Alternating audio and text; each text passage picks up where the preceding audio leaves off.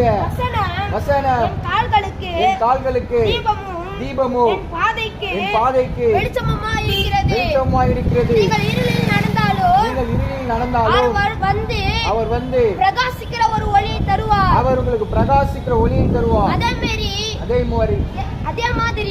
மாதிரி இயேசு கிறிஸ்து யோவான் 1 அதிகாரம் 9 வசனத்தில் சொல்கிறார், உலகத்திலே வந்து எந்த மனிதனையும் பிரகாசிக்கிற ஒளியே அந்த மெய்யான ஒளி மட்டும்தான். அந்த மெய்யான ஒளி இயேசு மட்டும்தான். எல்லோரும் மனம் திரும்புங்கள். இயேசு கிறிஸ்து வரப்போகிறார். நீங்களும் நானும் தூக்க வேண்டிய சிலுவையை இயேசு கிறிஸ்து தான் தூக்கினார். இயேசு நமக்காக தூக்கினார். நம் கைகள் செய்த பாவங்களுக்காக, நம்முடைய கைகள் செய்த பாவங்களுக்காக அவருடைய இரண்டு கைகளிலும் பெரிய ஆணிகளால் அடிக்கப்பட்டது. கால்கள் செய்த பாவங்களுக்காக கால்களிலே ஆணிகளால் அடிக்கப்பட்டது.